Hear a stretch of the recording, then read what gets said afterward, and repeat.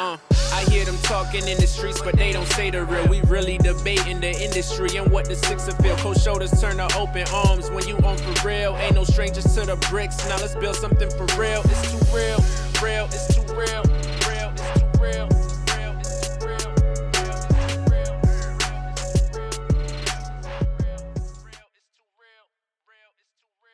Yo, it's Too Real the podcast. We here, back for another week. How's everybody doing out there? Hope y'all had a good week. Or having a good week, a productive week. Hope everybody's healthy. You know what I mean? It's just a great time to be from Toronto, be from Canada. You know what I mean? Shout out to Drake putting on around the world with these crazy shows and shit. But it's just a great time to be in Toronto, Canada. I'm pretty sure if you've been living in BC, you've been enjoying these benefits for a long time. But right now, in Toronto, there's so much good weed floating around. You know what I mean? I just honestly, fuck it. I'm gonna just say shout out to the government for letting these dispensaries pop up because, my nigga, I've been smoking some good shit and it feels good to. Yo, man, thing about it is, man, I'm gonna break it down to you. Like, as much as I've been smoking weed, as long as I've been smoking, like, you know what I mean? I knew about indica, I knew about sativa, but I didn't know that, you know what I mean? Certain weed like sativa keeps you more energized, and, you know, indica keeps you just on the couch, tired. You know, that feeling when you're like, holy, I'm fire as fuck, dog. You know what I mean? So, I didn't know that I can get weed so I can smoke this weed at this time, knowing that I ain't gonna be tired. And I don't want the munchies right now. You know what I mean? Stuff like that. You know what I mean? I've been enjoying myself. This is great. Shout out to Toronto. Shout out to Canada, man. Because when you've been getting weed from niggas all the time on the street, when they had the loud and it's indica, and you're smoking, and you're like, yo, this shit's loud because you're getting tired, you're getting hungry, your eyes is low. And then the next time he reads up, he gets some different shit. It's probably some good kush, but it's just sativa. And then you're smoking it, you're like, holy, this ain't loud because it ain't doing the same thing. And you just don't know the difference. You know what I mean? So shout out to the government, man. These dispensaries is lit. And I'm smoking well out here. I hope y'all smoking well too. Yeah, man. But yeah, like I said, I'm going to keep it short. You know what I mean? We're going to get into this episode with Rich Kid. You know what I mean? Shout out to Rich Kid for letting me come through to his studio, chop it up with him. A real dope convo, man. If you're listening right now, I'd like for you to tell anybody that's an artist to listen to this one, you know what I mean? Because it's for people that, not even just artists, people that just want to get into anything, that you got to just perfect your craft and you got to make yourself a business, you know what I mean?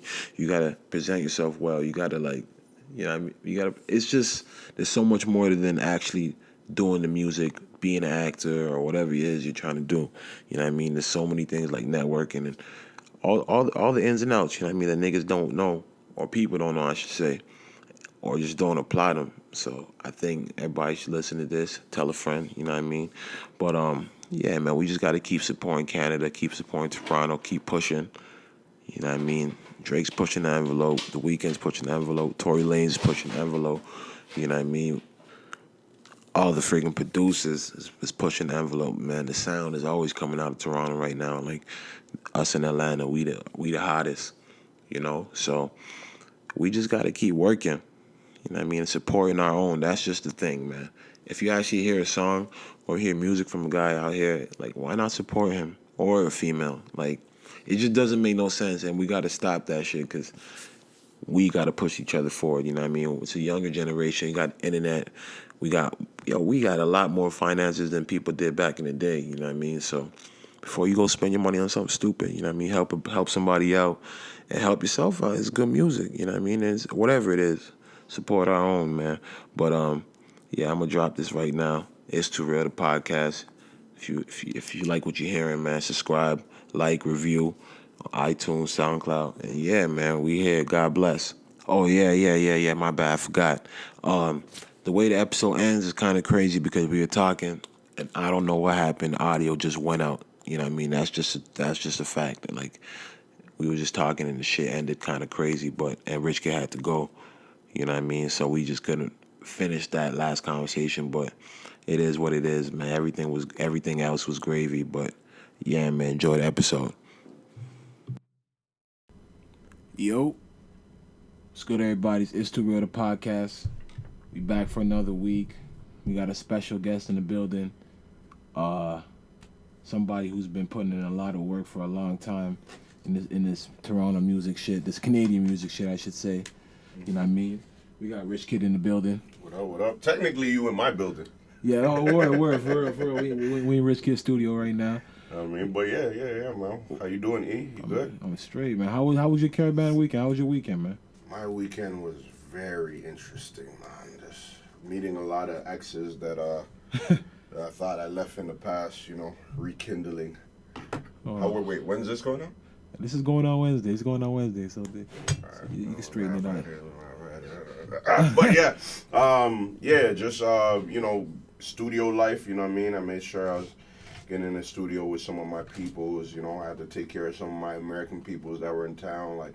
Rich, where the weed at? Rich, where the party's at? What's going on with this OVO? Obviously, you know what I mean? And just vibing, man. I was pretty much drunk every day. Like it was nice. Regular Canadian Toronto caravan and shit. Yo, you have to, man.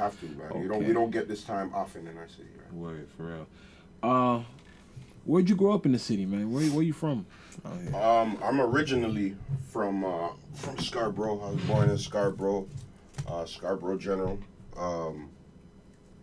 Markham Ellesmere, and then I moved to Saga around age 4. Markham Ellesmere, is that Tuxedo? You living over there? Oh yeah, around Tuxedo, yeah. I moved to Saga when I was 4. I spent pretty much my whole life in Saga. Growing up in Mississauga Valley, then this area called Ridgeway, which is, I guess the area of housing that kind of formed my attitude and my style, and where my day one niggas are at. And Ridgeway, because that's a Saga, that's a block in Saga. So that's where. So you grew up in Ridgeway, right? Yes. From like 98 on, you know what I mean, and that's where I started learning how to rap and making beats, meeting my group, meeting my manager, who was also from my neighborhood, and really started kind of repping my block on my mixtapes. And so you said you was rapping since 98? No, I was rapping since maybe 2002, 2001, 2002. I always wrote shit, but I never took it serious. I didn't really even take rapping for me personally serious until 2010, to be real. But before then I was just always fucking around. I was in a group, but we didn't expect to go big or anything, just because we didn't think anybody could get big from Toronto. And we seen the Toronto guys are who are my OGs and stuff like that I eventually started working with, watching them on TV, but never really even thinking they were that famous. You know what I mean? I know what you're saying. Yeah. You know what I mean? They were big because they were on TV, but they not internationally. Internationally, people because we all have fam from out of town and from so if they don't know about them, it's kind of they're not that you can't big. really tell somebody I'm working with so and so because they were exactly. Who's that? Exactly. So it was a thing where it was we just do it for fun, we'll do it to get bitches, do it for cred, you know what I mean, for essentially all the wrong reasons, but also still for the art too. Because we loved rapping, we loved just ciphering, doing all that kind of shit. All right, come back. Let's go back. You said let's take it back 98, right? What was you listening to back then? What you think you and your niggas was listening to? What was around right then? 98. I was because of my dad. That was before my dad left, and my whole life my dad's been a DJ. He's originally a taxi driver. Driving for Diamond. If you see him, tell him Rich Kid said what up. We don't talk. But he's a taxi driver, but his passion was also DJing, so he would always have new records. Any new record that was out, hip hop, reggae, whatever, he would have it. So 98 around them times, I'm probably listening to Puff and the Bad Boy Family and fucking Nori. Mace and fucking Nori. Fucking, I don't know, X come out them either X was 98 or 99. X, I was definitely listening. So X. that's the picture I'm trying to paint. And 98, baby. I was fucking 6, 7. Yeah. So I'm trying to picture the paint. How was the internet was accessible, but how were you getting this music? Obviously your dad had it, but was internet was music that easy to come by back then? I didn't have a computer until 2002. So like, how would you I didn't know. I didn't like them times. Internet. There's no such thing as internet to me. I don't know. I got these tunes because he had all these vinyls, CDs, and he would also have the CDs with just the instrumental, the singles. Yeah. So that's where I kind of learned, okay, to be separate. Like, oh, this guy made the beat, and you know, reading the liner notes, and even like just rapping myself, like on those beats. And you know, the first beat I rapped on was More Money, More Problems. Yeah. Like, cause my dad had the single, the Biggie and Puffy song. So I was just like, you know, that was my favorite beat. Till this day is one of my favorite beats, just because that's what I started on, you know. Man. Yeah, or that's what gave me the. There's just so much I want to ask right now. Okay, so hold up. Cause you're African, right? Mm-hmm. You're from Ghana. Yeah, Ghana. So. Born here though. Yeah. Yeah. But so how did your dad get into like? That's not like. Cause I had a question for you to ask you, like, how did your parents think that you got into music? But I guess it was kind of soft because your dad was already into it. Mm-hmm. So how did he get into that type of stuff? Because that's just not really how we do. You know what I mean? Well, like, that's the thing. He plays Ghanaian parties. You know what I mean? Like, so he has an arsenal of music. Like you know, from everything from but he just put it to Oforion Ponsa to whoever he wanted to play at the party. But he always had to keep other tunes. You know what I mean? And I feel like he was always a fan of hip hop. He just wasn't like. Me and my dad never really had a relationship where we shared things together, so he never really put me on hip hop. Specifically. It was I just stole the accessible. CDs. Like when he wasn't there, I go into his CDs and bump his shit. Or you know what I mean? Or I'd hear him like every Sunday morning. He would bang music loud, and like it annoyed my mom so much. But every Sunday morning, like I'd wake up to like him banging music, like So it'd be anything. It'd be hip hop, it'd be reggae. Sometimes it'd be fucking like it should be anything. And that kind of made me like appreciate music in a certain way because I'm waking up to every Sunday, you know what I mean? Yeah. Hearing it banged out. Like now I see myself in this position. Like every Sunday I do the same shit. I just bang out music, walk around, smoke around my crib. You know what I mean? Just catch vibes, you know? Word. So friggin' that. So you say 2002 is when you officially started rapping with your crew. So were you guys going to studio or something? You guys were just going? Oh, nah. We didn't even have a studio them times. We were like using crappy little computer mics and shit. And our group was called Rotten Ones. We had like our homie Poison. He lived like down by like down the street from us, like outside of the hood. And he had a crib where all of our OGs would go there and rap and do their thing. And it was really just a closet with a computer mic and, blanket up, like a real Bandulu kind of setup. But in 2002, that's lit. Yeah, 2002, that was the stew, you know what I mean? And, we recorded our first songs there. Like, I made a beat. Like, that was when I first started sampling because one of my homies in the group gave me Fruity Loops and he was just like, oh, here, like, this is how you can make beats. Like, you know what I mean? Because I always wanted to be able to make the sound. I didn't want to like keep on taking other people's beats because that's what we were doing at the time. You just get those J Arms mixtapes and Were you guys making any waves though out here in Saga like in 2002 when you guys was rapping? See, that's the thing. Like I would like to say we're making waves just because we're like performing around the place. Like we did one performance at 108 while I was back like opening up. I can't remember who we opened up for. If we even opened up for anyone. Then we just ran a show, and our DJ Magic Mark was spinning. We did like shows all around. We did some show at Zone 1, all these like local places. But like to me, I always try to look at it from the outside perspective. Like, of course, we didn't really have crazy buzz, or else we'd be like, be legendary. It was more of a thing where it was just like that was a trial period for most of us to see if we wanted to really be in the game or not. And we didn't really know it at the time just because we're just having fun with it. We're just driving around to house parties, performing, getting drunk, fucking bitches, doing like just regular nigga shit and then, seeing where it goes. But at the end of it, like, I'm not going to say I was the most serious because, my man Goudini from the group is still spitting, still doing his shit. But for me, we kind of broke up. We didn't really break up. We just stopped doing the group shit. And the same manager that the whole group had, I went with him, and then started doing my solo shit. But like I don't know. I feel like we're buzzing in our hood. You know what I mean? Because you know what I mean. That's all that mattered to us. At the time, exactly. You know what I mean? We didn't even know Toronto like that. Like you know what I mean? Like I only knew Toronto when I would go visit my cousins. Like I wasn't frequently going out there. like crazy. So I wouldn't even know. So who would you say like you was trying to like take your style after back then? Like who were your influences like? Man, I don't know. The shit I like. So fuck. I feel like sometimes I might put some Biggieism in my shit. I definitely like Jay. So what I mean. Like, certain flows and cadences. What I mean. I've learned that from him and tried to do my own style. Yeah. Like back then in the day, like there was certain raps you could hear. Like I was trying to sound like this guy or trying to sound like that guy, but it was mainly like the Jays and the Biggies.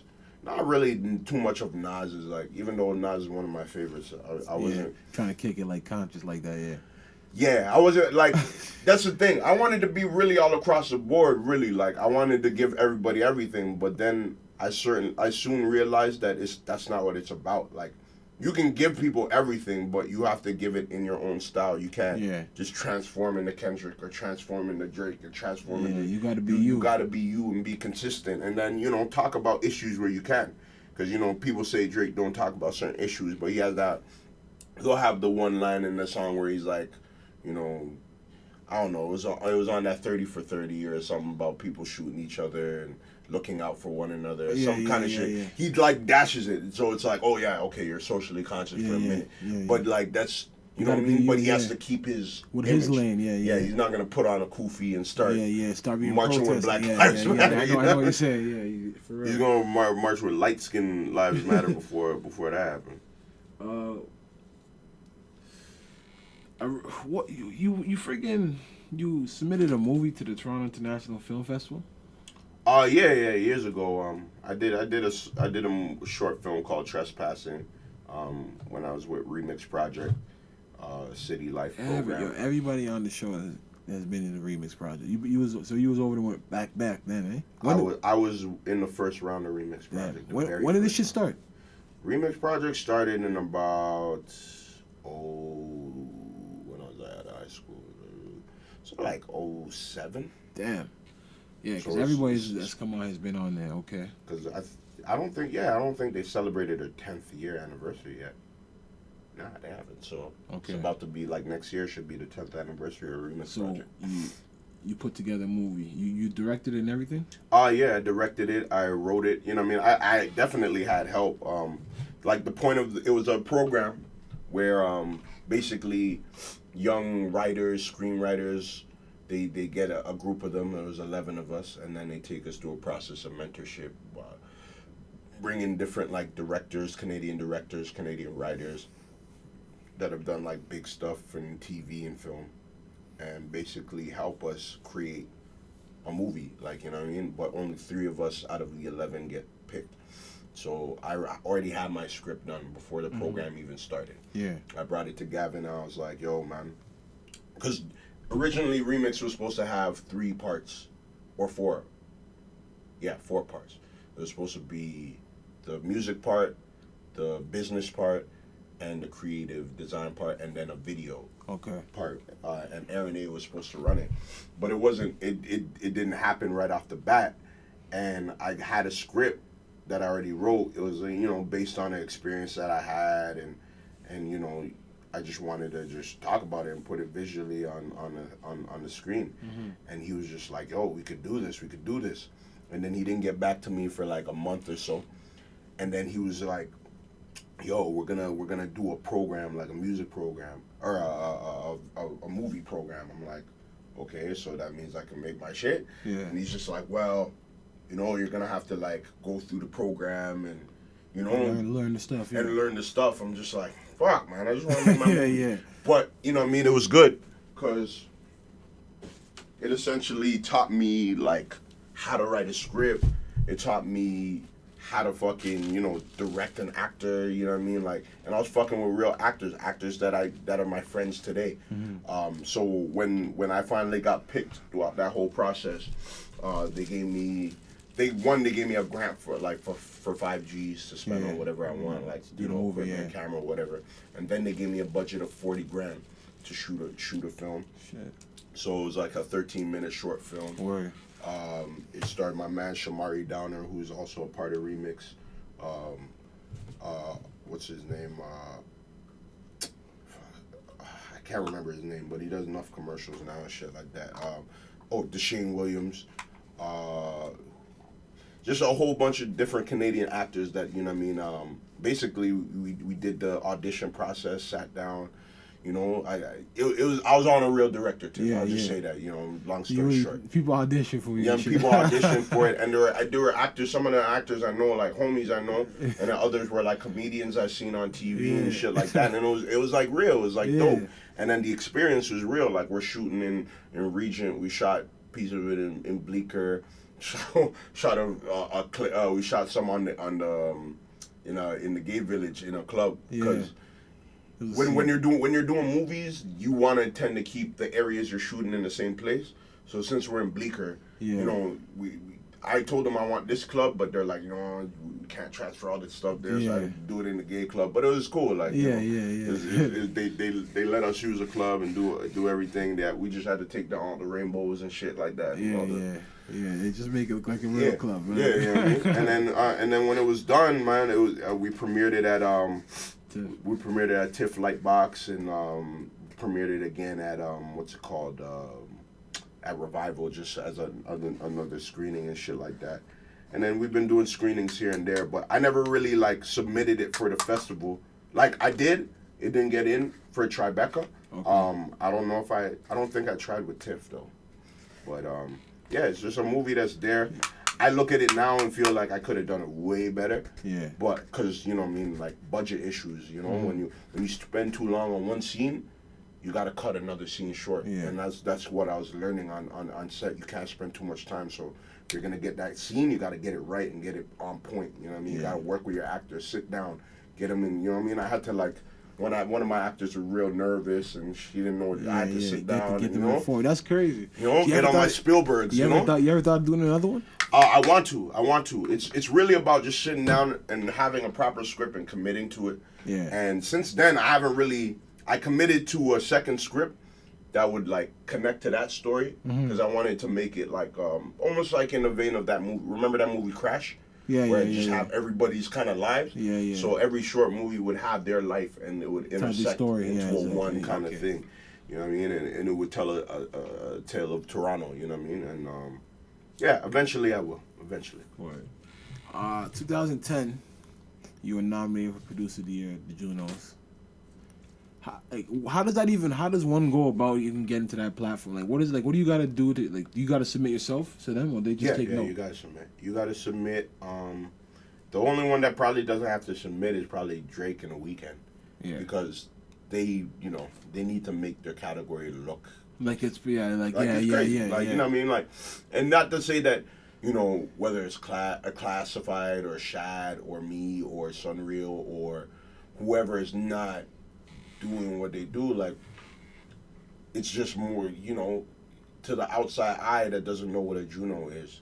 It looks like the biggest names help it, right? So word. I feel like you know, it's like it's part of it is submitting, and then the other part is, you know, putting in that work and actually making yourself visible, because, you know, you submit your name and then they go back and then they look at your shit and they're like, okay, you've been doing shit, maybe we should nominate him, you know what I mean? And they weigh it against that. But yeah, 2010 I didn't win anything. Whatever year it was that fucking Drake was hosting, I think that was 2010, no? The one where it was in Toronto? I'm not sure. Drake hosted one. And that was the first one, I guess, a hip-hop artist ever hosted it. He was nominated for 6 awards and didn't win one. Drake? Yeah. And he lost the rap award to Shad. See, they just didn't see where he was going. And the Shad album, I produced like 3 on that. Okay. So, and it was kind of, and I wouldn't say it's bittersweet because, you know, I mean, I wasn't on the Drake album anyways. But I wanted, like, I was supposed to be, like, apparently. Yeah. And it didn't happen. And then, you know, I jumped on the Shad album and, you know, we got the Juno for that. But at the same time, it was like, for me, I was like, Drake kind of should have won that just because he was doing something that wasn't really seen before. But at the end of the day, the music, right? That's one Juno. Like, it's or a couple Junos. He got enough Junos after. He probably hasn't even accepted them. He probably sent them back. No, you know what I mean? After that, like, you know, you have, know what time it is, you're hosting a show and you don't get one. Nah, they didn't see the vision. They didn't see the vision, and that's, you know, it's partly disrespect. And I bet even Shad was surprised. Like, and no, not to Shad, because Shad, I feel, is one of the best lyricists we have in this country, but at the same time, what he was doing was unseen coming from out here. Unseen, bro. Like, real he already had his face on the side of Richard Branson's plane. Like, you know who Richard Branson is, bro? That nigga owns Virgin. Yeah. Like, not only Virgin Mobile, Virgin Airlines, Virgin everything. You got a billionaire fucking with you, like, from your first album. Word. You dig what I'm saying? Like, it's crazy. So he just don't show up no more. He don't come, man. He don't come. For what? What do you need to do? Oh man. You don't have a check big enough to get this. Fucking fucked up. Yeah, but so do you and Drake have a relationship right now? Like, cause you worked on a couple. I wouldn't call it a relationship. We're cool. Like, every time I see him, we talk shortly, and you know what I mean, we're cool. You know what I mean, I did his earlier shit. Yeah. So like, yeah, we have that bond there, and you know what I mean, like here and there, you'll just, one time I seen him at the club, and he brought me backstage, got me some Hennessy, and we're good. Yeah. Like, he'll do those small little things randomly, but we don't talk on a day to day. It's just we just see each other and then acknowledge each other and show love. As somebody like, so you work with like guys like, or you produce for DMX, produce like Busta Rhymes. What does that feel like? You know what I mean? Like, to know that you're legends. Like, I think I seen you put up a clip one time on Instagram about DMX on the Breakfast Club speaking about a track that you must have produced. Well, like with DMX, I never met him face to face, but I had talked to him on the phone shortly after he came from jail, cause he jumped on the beat I did for Drake. Yeah. And he was feeling it. My homie Snaz gave him the beat. And then they just did their thing on it. So yeah, it felt good because it was like, it's DMX, like that's nigga I grew up listening to. And if he had an ear for some of your shit, then the fact that he had an ear for something that he picked something that you fuck with, that shows your work. I mean, that was love, and at the end of the day, it's an interesting kind of thing because I know Drake fucking grew up on him too. That's why he got him on the new album or sampling him on the new album, like, and then for that to happen at that point, and then DMX not like Drake, and kind of like not really a beef. It was just DMX didn't like Drake, and Drake didn't really respond to it. And when he did take the beat and did his thing with it, I called the camp. I was like, they're not really gonna care anyways, but I'll just let them know, like, I didn't intentionally give him the beat. Like, he found it, like, it's an old beat, obviously, like, it's an old track by that time. And then they're like, no, it's cool, it's whatever. Yeah. Like, okay, like, he's, he's getting at him on the interviews. They're like, yeah, we know. I'm just like, all right, nigga, all right, cool. But, and to hear him now come full circle, even talk about the track and, talk about Andrina, because Andrina Mill is one of our national treasures we don't appreciate enough. Andrina Mill is like one of our best singers. But, for him to really feel the track, like, because he says on the track when he heard this beat, he, like, put him in the zone, you know what I mean? And that's what I want to do. That's what I want my production to do, get you in the zone.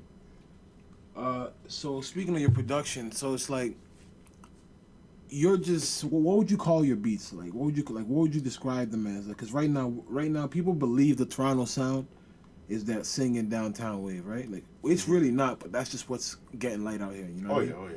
So it's like, I don't see you trying to conform to that. I don't see you making those type of beats. Well, like, that's the thing. I haven't had, like, a big produced record in, like, maybe a couple, like, 2 years or so. Like, I haven't really pushed that forward, and the rap shit too. I've kind of I've kind of stay recluse on that. But the thing is, I've always felt like the Toronto sound has always had that influence of Caribbean vibes to it, just because that's the way we talk, that's the way we move. You know what I mean? Like, Jamaicans are the cool ones, the cool black people up here. So they kind of influence a lot of the culture that goes on.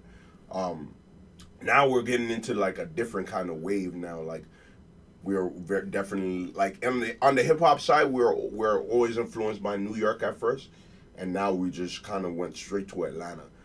and we've stayed there and kind of like fused the Atlanta sound, the Houston sound with, you know, definitely with some Chicago drill, but then the moody element that, you know, Weekend normally delivers is the kind of like the backdrop for most of this shit. And it's like, that's cool. Like, that can be the Toronto sound too, because at the end of the day. But it's like, why is that the only thing that's making noise? Like, the melodic stuff, you know what I mean? Well, that's the thing. It's because we're not the only ones doing that. So basically, you know what I mean? Like, but right now, if Drake is doing it, then at the end of the day, it's like he's the most popular guy. Nah, but I feel like it's not even Drake. Drake kind of got away from right now. Any nigga that's trying to bust out of Toronto, like any. Oh, like you mean like trap niggas? But it's not even the trap niggas is they're on their drill shit. You know what I mean? They think they're in Chicago.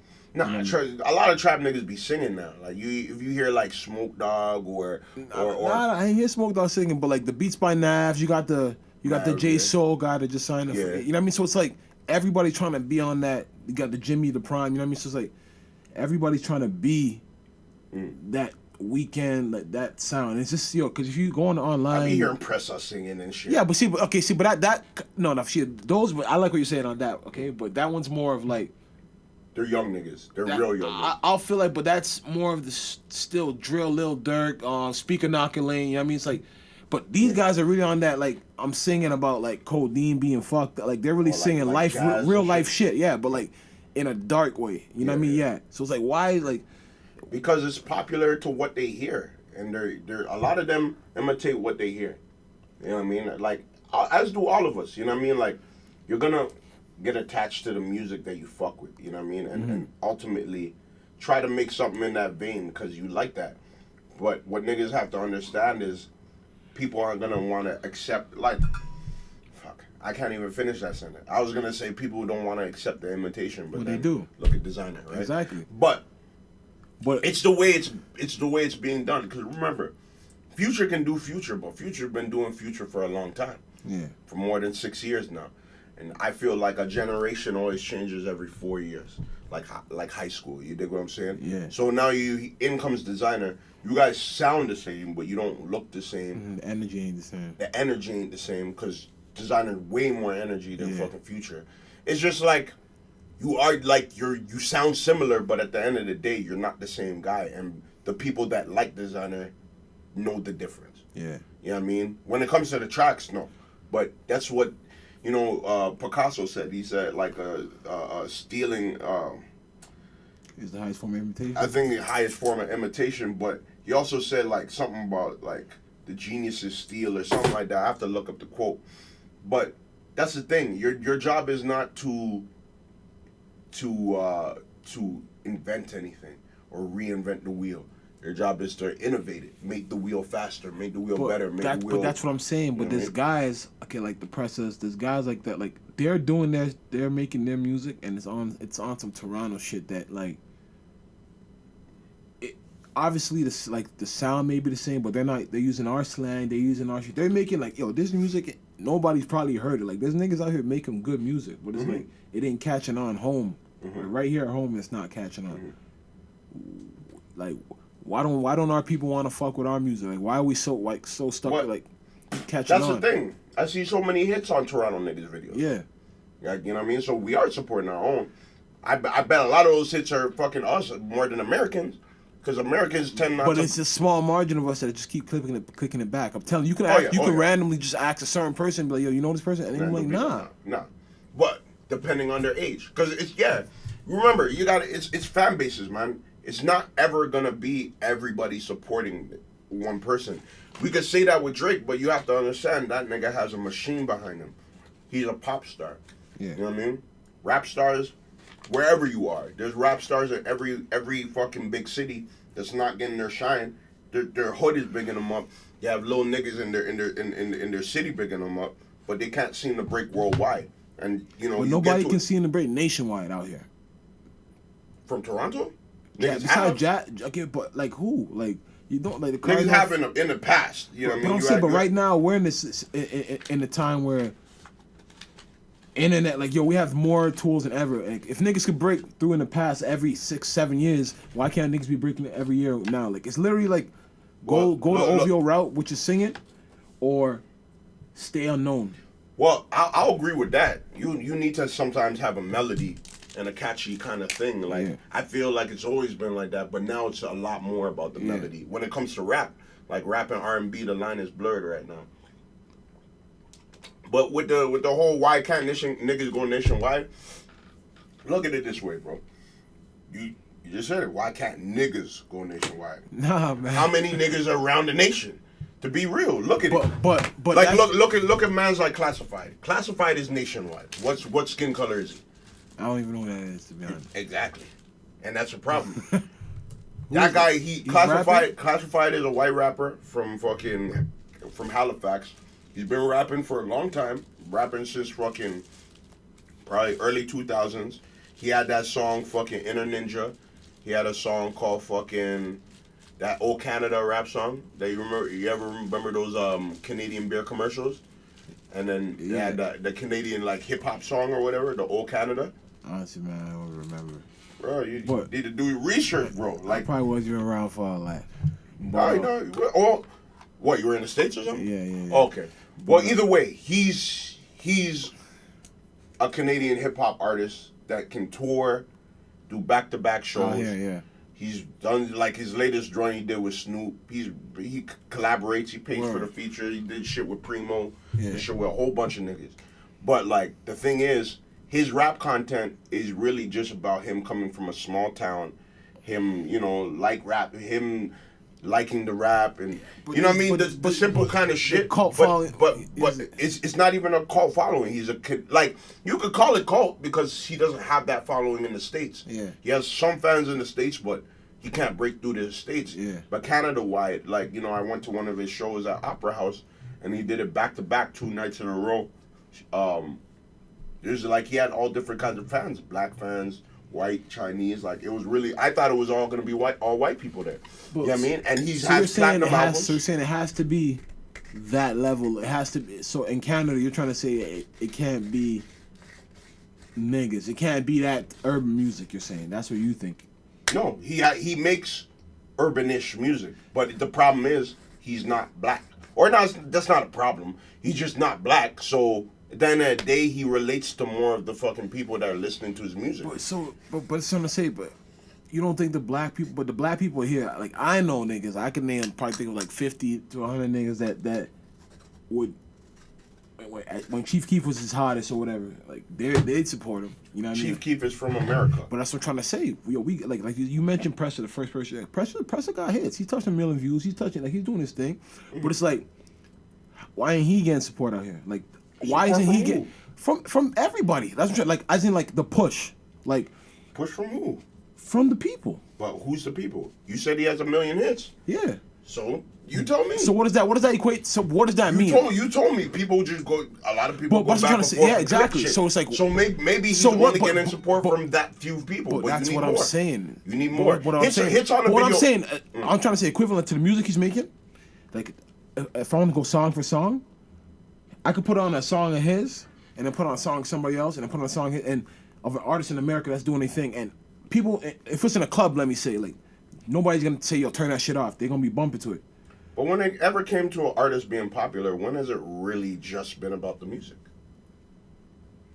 There's more that comes into play. But at the end of the day, Pressa doesn't have an image that makes him stand apart from anybody else. To the American public. You know what I mean? But I'm not even, that's the thing I keep trying to tell you. Well, like, or the Canadian public. Why not? Because at the end of the day, it's not believable here. Whether of course you like it is. but whether you like, because remember, you're in the world, so you know. Yeah. I'm in the world, so I know. Yeah. I've been in jail before. I have street niggas. I know niggas that are shooters. But at the end of the day, from the outside perspective, and which is the majority of the people, which are white, Caucasian, that doesn't happen often to them. They don't see it often here. There's a lot of things that go on to the mentality of what blacks go on in America and what they can talk about compared to what blacks in Canada. No, I know exactly. They don't believe us. You know what I mean? And at the end of the day, and it's not just what's believable or not. It's just the way it's marketed.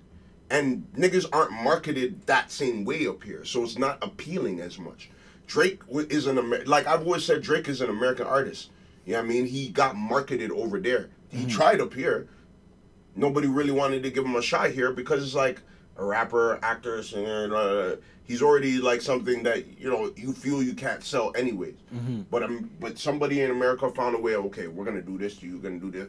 Okay, if there was somebody in Canada that knew how to market it, and wanted to invest, and then you could start to change the mentality of people. But you have to go through generations before something. So you literally think it's going to before that time comes? It's going to be years. Like before what? Like I feel like jazz maybe has the possibility because because he has, like, I don't want to say like a weirder, like his music is like to the dark side. I can't explain. Like there's people that are like white people love this guy. Like yeah, I'm trying to say because it's not. But that's the thing. White people love me too. You know what I mean? And that's the thing. I don't be talking about the dark side shit. My shit is just funny hood. Whatever, like I just talk my shit, right? Yeah. But at the same time, you have to be impressionable to those guys. You have to somehow be like you're almost like a Schoolboy Q. You know how Schoolboy Q is? He's still Crip, he's still gangster, but the white people love him same way because he just has that attitude about him that's inviting. It's cool, like he's a cool ass nigga, and that's the kind of niggas that white people up here like. In America, there's so many different white people that like different things about hip hop. You can like gangsta shit. You can like the Chief Keef. Sometimes, depending on your age, you're gonna like the shit like anything Chief Keef and after is your shit. Yeah. You know what I mean? And then if you're a certain older white guy, you might be bumping that backpack shit. You might be bumping Talib Kweli and Mos Def or whatever. You know what I mean? But up here, it's just the white people they have a certain view of shit where it's just like, yo, if it relates to me in some kind of way or I can like it, But it's not like how Classified spits it. He spits my exact life. I come from a small town. And everywhere outside of Toronto is small town. And unless it's Montreal, Ottawa, fucking Vancouver, the major cities. Everything outside of that is small town. In America, there's a big city everywhere. You dig what I'm saying? It's just different market, different place, and a different kind of culture in this country where black people never really had the full confidence of ourselves. We have movements and shit like that, but we never had the full identity of who we are.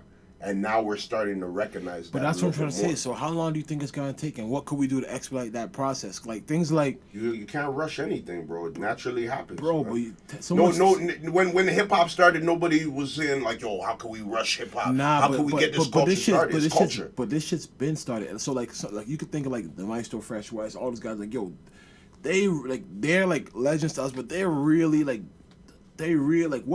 what they did, they broke through in their way, but like they didn't really do much. So it's like, that's what I'm trying to say, yo. But right now we're in 2016. You're telling me that it's still a process. Nah, but my thing is this, man. Like it's always baby steps. Like hip hop itself. Nah, but when listen, wait. Okay. Hip hop itself. You think the first artist that just dropped? You think Sugar Hill Gang just went platinum right off the jump? It's all a process. Everything has to start up slowly. Hip-hop wasn't accepted. It was looked at as a fad. It was looked at as something that would disappear in a couple of years because, these blacks doing their hippity-hop and this and that. But after time, rappers started becoming the platinum artists, becoming the niggas that were on the top. Like, started charting in music. Like, and it took time for them. So for us to jump on something that's not naturally created in our country, that's not part of our... Like, hip-hop is America. Like it's an anybody else could have done hip hop or rapped on a track in a different country, but to take that music and turn it into a business, it's an American business. It is. You know what I mean? So now we're looking at the aspect of why you're saying why I can't press or do this or do that. It's business moves. What kind of moves is he doing in business to do that? Because we see top 5 out there. You know what I mean? And before he even linked with Drake, and regardless of how good he raps or how trash or whatever you feel about him, his whole thing about it is to market himself in a way where you see him visually all the time. Yeah, for sure. Yeah. You know what I mean? Like, niggas got to start thinking it's beyond the music. What are you doing to visually be seen outside of your element that you're normally in? Because if all you're doing is making YouTube videos and that's all you live, those hits can rack up. No, for sure. Nobody's where's the money coming from? No, for sure. You got to have your manager behind that, seeing those hits, analyze it, where those hits coming from. Let's plan a tour date.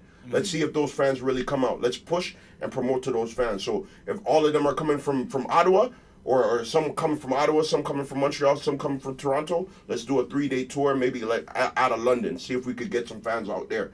You know what I mean? It's like niggas don't really take the business mind and put it to the music. Yeah. And that's why a lot of niggas don't succeed. And I feel like on that. I feel like Drake with his when we were fucking around, his whole thing was to go to the States and bring the music there because he knew those are the people that are gonna invest in it. Yeah. You know what I mean? At the end of the day, you can't change that reality. There's not niggas up here that there's not people up here that are confident enough to invest in it because they don't believe it. And there has to be like we have CP and they have Nav. Yeah. Like whether you want to call them a rapper or not, they believe in it now because they've seen success. Yeah. And that's what business is about. There's gonna be the ones that are risk takers and fucking jump into the sea with no fucking life jacket and swim, and then there's gonna see the others that see that motherfucker drowning and say, okay, we're not gonna go in it, or see him being able to swim and say, okay, we can jump in. With this guy, yeah. And that's what's happening with Drake and the success stories. But that's what I'm getting back to. I'm not saying. And you know what? And Maestro, and you know me, Maestro, Mishi, me, all of those guys did their thing, and you can't even downgrade what they did. No, I'm not trying to. They had to make that step, so then Kardinal could make that fucking international hit, so then Drake could be that international success. No, but the thing, the reason I disagree with that is because those steps you're talking about right then and then back then it was harder because of course I'm talking about technology. People name rappers you know from Alabama and from Nebraska, but they're doing it right now. There's niggas that is pop and they're the first to ever do it. As much as you're saying it's America. There's America. It was certain markets in America where, of course, but right now you can make it from any market though. Yo, B, a lot of the rappers that are from the major towns or claim those major towns aren't from there. Ludacris is from somewhere else, from Chicago. Nah, but I'm saying you know okay, look at like a guy like this little Yachi guy. He's from like the heart of Alabama right now. Like I'm saying, a buzz can be created. Like regardless, Kodak's not from Miami. He's from Broward County. And a buzz can be created. I'm not saying superstar status like Drake's. Well, Drake, like you saying when you was fucking around Drake, he was telling you he's trying to go to America. I'm saying, niggas can eat off their music in Canada. Like that's my point. Like niggas don't have to be rapping just for fun. You know what I mean? Like if you're making good music, there should be a way to eat off of that. That's all I'm saying. Like, no, but I didn't even contest that. You can. But what I was saying is you gotta have your business straight. Nah, for sure. And a lot of niggas don't. And that's why they don't eat. Because Shad is eating off rap. But he doesn't even choose to he still took a break off rap and went to school and fucking tried to get his master's or whatever. Like, but then he can go back on tour and smash it with Scratch Bastard and do 2 shows in one city a night. Just because he's gained that. He's gained those fans off that buzz. And he's never really crossed over to America. You know what I mean? So, like, for example, niggas what would you think? You're just wondering why street niggas don't eat, and that's what I was saying. The relation to the country is why those niggas can't eat. But if they know how to market themselves in a way, if they can find a way, but it's hard. Like you have to make it believe people. Because when it comes to gangster rap, when it comes to trap shit, there's a certain amount of believability. It comes with America, just anything that comes from America. But fam, what I'm trying to tell you right now, I'm really not even looking to America. Like in Toronto alone, with the 2 million plus people, then you got Saga, you got Brand. Like as much as like you said, you know it. You're like you know what's going on. Niggas know what's going on. People on Instagram know what's going on. Like I'm just saying, the music wise, as far as that specific, like you could this music can be played in a club. This music can be bought. This music you can have shows. I'm saying business for sure. You gotta get business. You have more Toronto shit in your phone right now than American shit. No. You're part of the problem. Nah, because they don't even have the catalog. I don't even listen to new niggas. We have catalog. No, but the niggas I listen to don't have. I would have all this shit. Like I have Cypher on my phone, I have Press on my phone, I got John River on my phone, but they don't have as much. I can go Reasonable Doubt, Blueprint to Volume 1. Like I have all the albums of of certain niggas. So it's like I can't have more than the American niggas than I have with them because they didn't want to have that much music. Man, let's switch all the time, bro. It's music. No, but I'm saying when I bump I listen to my music all the time. Like that's why I'm trying to do this because much you said exactly for the street niggas because the other niggas. Canadian music, we have enough of a catalog to fill any phone. The thing about it is, do you fuck with it? Did you come up on it? Do you care about it? Did it hit you in a certain way? No. But at the end of the day, certain things do, and you grip to certain things. But see, America always had the variety for us. When we came up, But we have it now. coming up until '97, we didn't have fucking BT. You know what I mean? When we had BT, then we're seeing everything. But we already seen everything. That was the only thing we could see. The only thing that showed us was Much Music. And how many people are really watching Much Music now? Like, you know what I mean? You don't have to. You can watch what you want. And that's the reason why a lot of the people from the community now are getting those hits. You know what I mean? Especially a lot of the Somali guys. Yeah, because their own community is we're supporting fucking them. exactly So that, it's yeah. like, we got to take that approach, globally, yeah, the whole, you know what I mean, nationwide. Nationwide, But yeah. we can't, because not everybody is on the same page. And we're not supposed to be. You have to understand, like, certain things are meant to change, because when you're talking about business, when it comes to business, it's a whole different thing. You have to. That's why there's markets. That's why you have to understand who you're selling to, Niggas the gotta culture get of the business, people. but not for sure. But when it comes to the art of music, there's gonna be someone that feels your music in any city, any town. You can go to any town, somebody will feel your shit. You gotta get $1 out of them. But yeah, exactly. Because how you gonna pay for your way out there? Yeah, for and real. that's where business comes in at. Man, these niggas. That's so. Like, obviously you're not a manager, but you have a manager and you've been in the game. Like, what would you like encourage somebody to do? Like these niggas that I feel that they're halfway there, but it's definitely the business. They're not marketing. They don't have no merch. They don't know how to no shows. They ain't going. Obviously, they're not. They can't. Make sure your criminal record is clean and travel, man. There you go, man. That's what I'm trying to say. But you know, a lot of them can't. Like, I'm just my whole thing is focusing on here. Clean it up. You have bro. You have to try and it's not only to the city. You have to travel. You have to go around the world. You have to see what else is out there to get out get out your zone and to realize how not big you are, how not popping you are. Because at the end of the day, if you were that popping, you would have those shows to go there, and you have these shows to go here. If you don't at this point, then there's a certain collective of people that like you that you can still make your money off. Use them to make your money to go travel elsewhere to create more of a fan base, link with other artists on their side and create that kind of, you know what I mean, that union. So when you do blow and then you have fans over there, you have fans with the guy that's already busting over there, and you can go there, do back-to-back shows, even do a tour in his area. Like, niggas have to think ahead that way, you know what I mean? That's what I did with Sunreal. You know what I mean? I worked with Sunreal first, I produced his beats, and then I figured, like, yo, this guy has a good fan base in Vancouver. Boom. Did the EP, did the album, went on a little tour around Canada and shit, did East Coast, West Coast, and then now his fans are my fans. And definitely I have fans that are his fans. You know what I mean? It's like you do these kind of things to get you to a next level, to get you that visibility. Because fucking with him got me on, you know, Much Music a little bit more, got me on fucking that Pandora radio and all that. I like, you know, all these different kind of things that I wouldn't normally get if, you know what I mean, I didn't fucking leave my comfort zone. Yeah.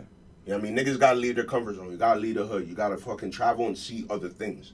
You know what I mean? I'm not just talking about, like, just going to the States. You gotta go worldwide sometimes. You know what I mean? There's UK, there's fucking Japan, there's fucking, you know, South America. There's a lot of markets that even though that they're not fully recognized and not what you see, there's still people that will invest in your shit. Because now everybody got the internet. Yeah. So if you become like that person to them, they share it with their friends, they're all just always looking for you. Because they only have a select amount of artists that they really like.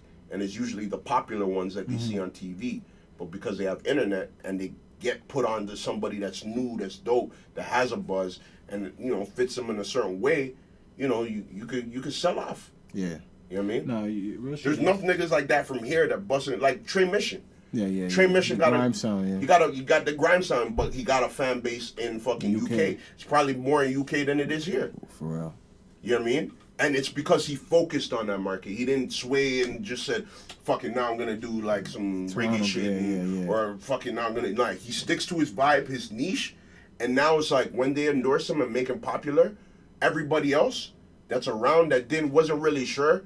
Because he has a fan base, it makes it easier for them to like it. Yeah, exactly. You know what I mean? No, I don't feel like a lot of people wanted to like Yachty until they've seen everybody else. Oh, but no, that's the thing about this generation, right? Everybody's just influenced by everybody else. Like, like, people won't listen to music because, like, to be honest, I haven't even listened to Lil Yachty yet. Like, I haven't, like, I don't even know what he does. Yeah, I don't know what he does or what song he does.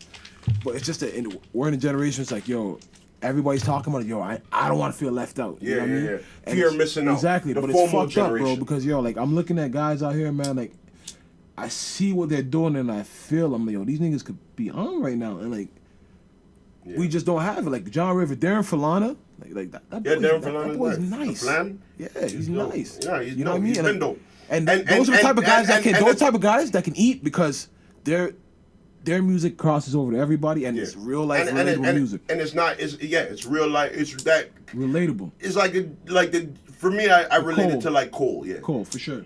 For sure. Yeah, like they should, and it's really all it takes is an investor and a person that. Shout out to my boy Steven Chucks though. I mean, fucking even like my Jacoy. You heard of Jacoy? Nah. He used to go by Raheem. He's a rapper like I don't know if he's Somali. He looked like Somali, but Raheem, he was rapping a lot. He had like some shit, like some videos with Zach Fax. He was part of that stylist when they had that stylist DJ Awards. He was in one of the ciphers with a couple of us. He was doing his shit, but the rap, him just doing the rap never really popped off. He started singing more. Yeah. And now he his SoundCloud went crazy, and now he signed to Def Jam. Right. He's from here. He's one of the biggest kind of rising SoundCloud artists. So what do you feel about that?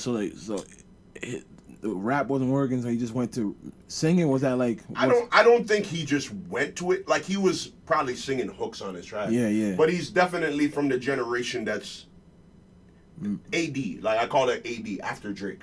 So, you know what I mean? It's like, you see what works, and then you try that. And then, everybody's trying that, but the thing about his vibe is he's on more electronic beats. Like he's on more that like Selection, Trinata type, electronic beats, rapping and singing. Okay. So he has his own fan base, and his fan base is growing. He's done big festivals. He's done Glastonbury. He's done like actual good festivals, and he's they play shit enough on Beats Radio, and he's from the city. So it's like so it's like you sometimes you gotta just leave because you know what I mean. Like the American market is so saturated with shit. Yeah. But the other markets, they want to invite something that's foreign, but it's great, like good music. And they're willing to take it and champion it. Real shit, and then after, everybody will fall in line because everybody else is fucking with it. Yeah, because you're growing already, and it looks like you got followers, and you're doing your thing. Exactly. For sure, man. So when I look at your discography, it looks like you took a step back, like consciously on purpose, right? Yeah. It was more life shit I had to deal with, and I was kind of like bitter with the game, like. I was seeing success every year, like different new shit. Like last time, I got a Juno. You know what I mean? I was getting paper. You know what I mean? I just didn't like that. I felt that there was a certain ceiling because I don't feel I have an image. I don't have a specific image. Like you don't see me coming out. I'm not the nigga with the dyed hair, or I'm not the nigga with the tight pants, or I'm not the nigga that wears only rock kind of clothes. I mean, I've never had a specific image, and that never bothered me because I always wanted to come out like, I'm just a regular guy, nigga. Like, you know what I mean? Like that's where I always felt I fit in.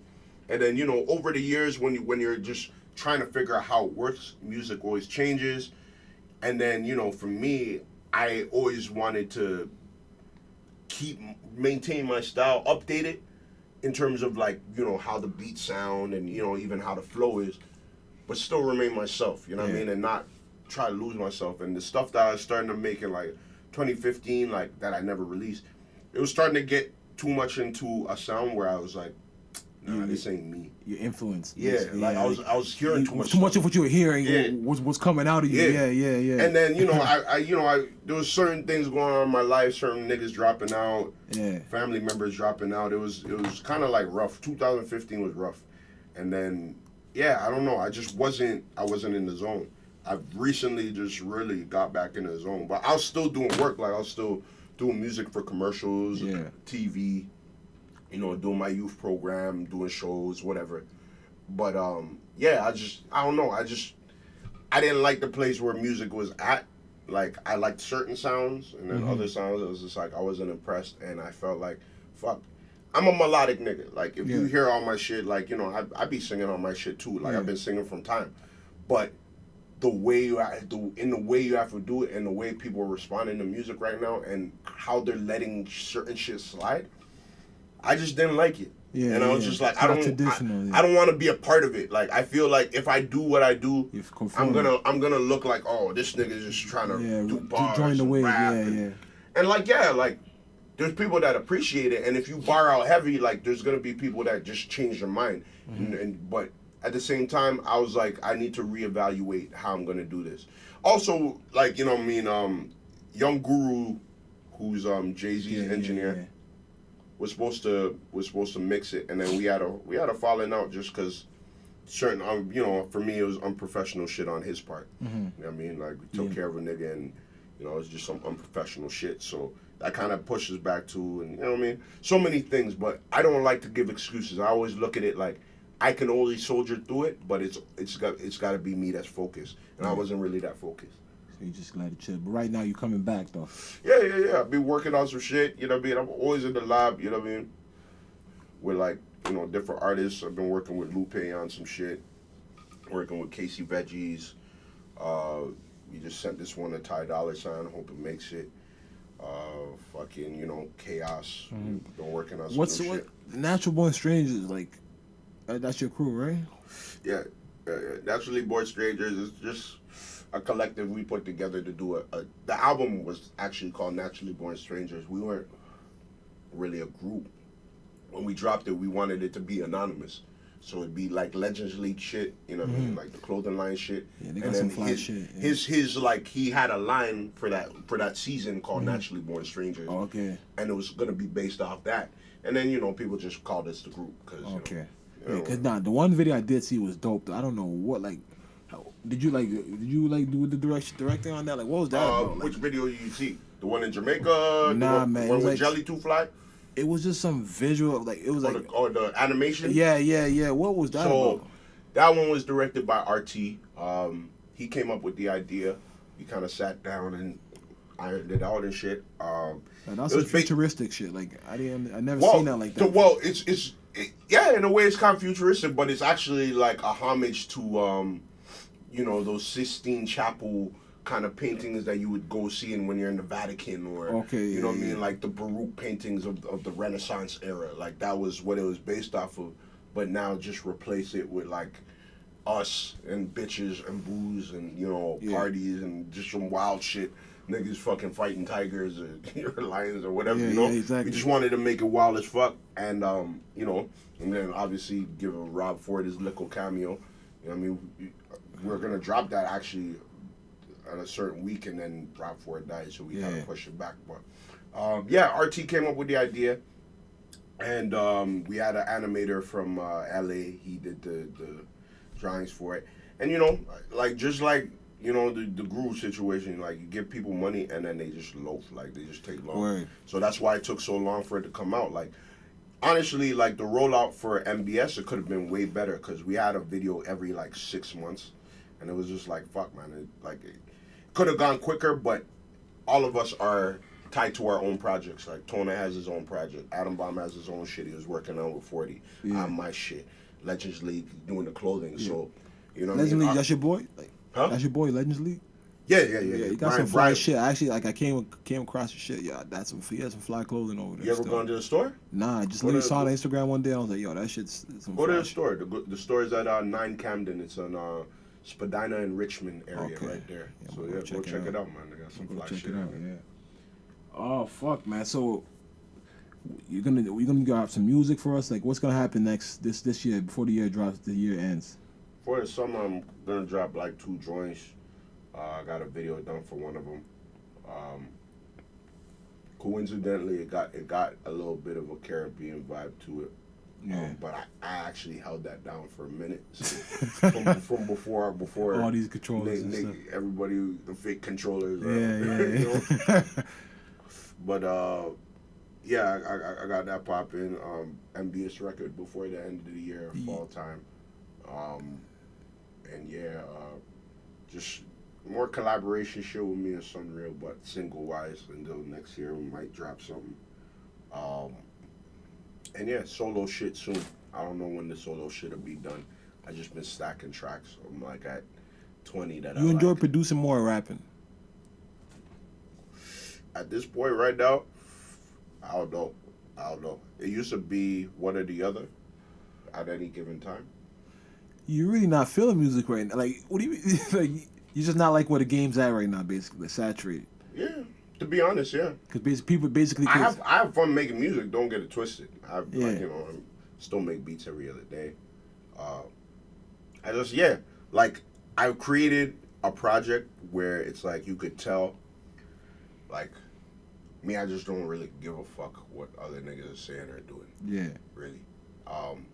Musically, it doesn't, like, fuck, I wish I had my laptop, I rinse it.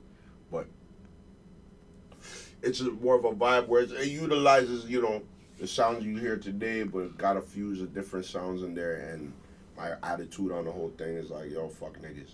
And yeah, I'm gonna drop it soon. I just looking for the right Rollout. You know what I mean?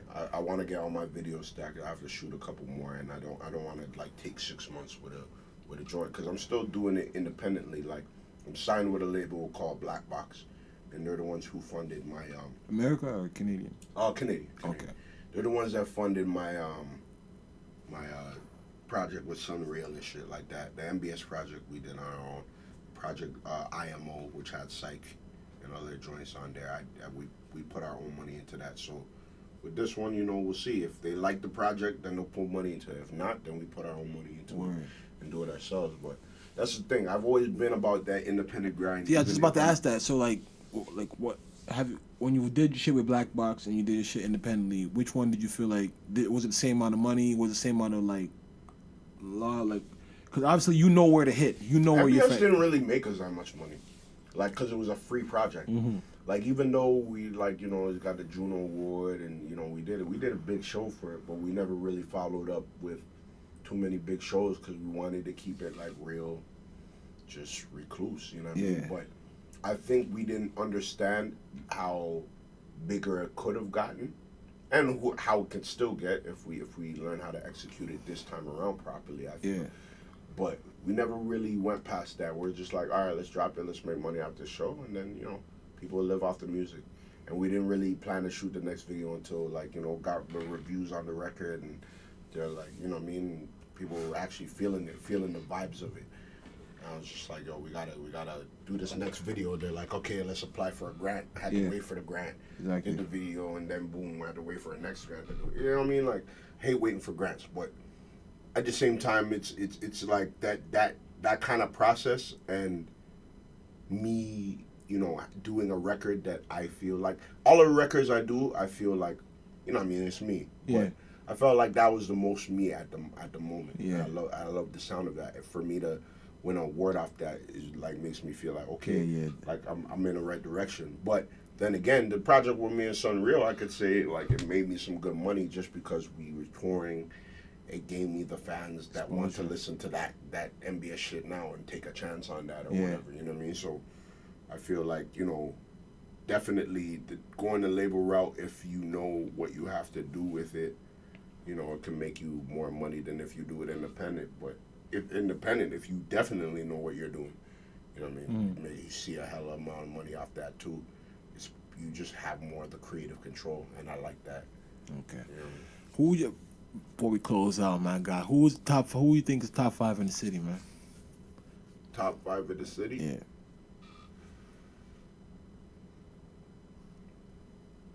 Top 5 what? Rappers, singers, musicians, like. On the come up or just? Just here. Just here. I don't really know too many niggas on the come up, or like know all of their music. You know what I mean? Like, I could hear niggas back there. I can't put them on a list like that. Like, I don't know. Like, to me, there's so many measures. On the come up, like, spinning one, I honestly, man, Darren Flana, man, that boy. Like, yeah. I could, I could put him up there. I could put him up there. River's there. I could put River up there. I could put Raz Fresco up there. Yeah, okay. I could put, I could put I could put Jazz up there. Jazz up there, and because his performances are crazy. I think he's already out. It looks like he's about to be out of here already, man. Like, I think Jazz is out of here. Yeah, but not really. You don't have a radio single that True. we're hearing. You don't really have It looks, yes. It could be like smoke and mirrors, and but not like everybody has to have a radio single, but that's the mark of yeah.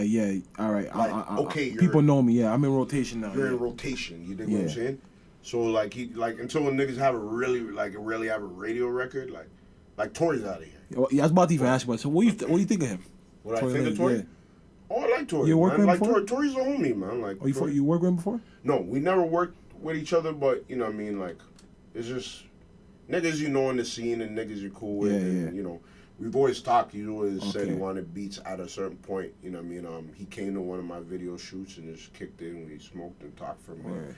So like you know, no, Tory's good. Yeah, and he's out here. I seen him when he was like with Freddie Fame. Yeah, He was, like, yeah. Freddie, when he was I managed remember by that. Yeah, Freddie they Fame, had you know his what I little mean? purple flies and shit. Yeah. Exactly. So, you know, I see his come up and I seen him go to States. He was telling me what he was doing out there.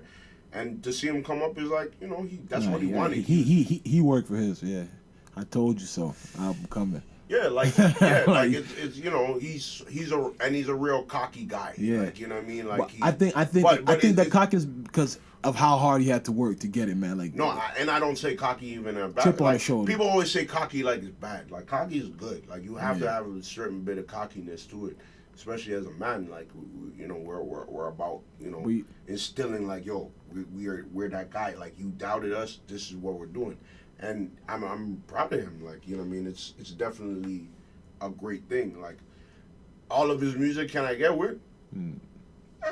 yeah, You know what I mean? But he's you know what talented. I mean? I always bump Real Addresses. I love that tune. I love that video too. That's actually what got me into the tune. Mm-hmm. You know, shout out to Zach Fax.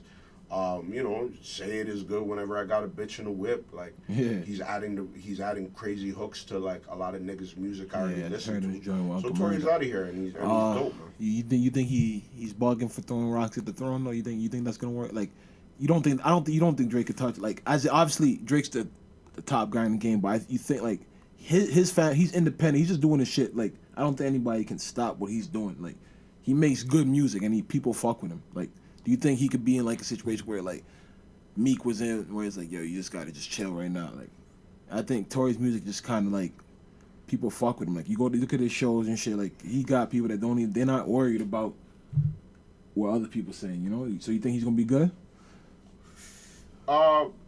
Yeah, I think he's gonna be good. I don't like, for example, the way Drake's fans have attacked guys like Meek Mill or attacked anybody kind of trying to come at him. They haven't attacked Tory in that kind of way because they know Tory has a certain talent level that could be up here. Drake is not untouchable. You know what I mean? It only seems that way because you know he's built a heavy catalog. He's tried to, you know, for a majority of his career, stay away from, you know what I mean, distracting things and focus on creating hits that, you know what I mean, that just keep on going. And, like, that's the thing, to go against an artist like that and not really have any, like, solid catalog, you know what I mean, is brazy in itself. But, you know, at the end of the day, is that in that what 50 did Ja Rule, you know, in a certain time, and it worked then. It's just, you have to make it believable. And, you know, I don't think he'll totally topple him. Drake is different. Like, he's not Ja Rule. Like, Drake is in society. Like, he's a household name. Like, I feel like the fact that he only has one name has made, like, I feel like niggas that have one name, like, you're gonna be a pop star. What do you mean one name? Like, if you have more than one syllable, you don't, like, tell me, like, you want Prince?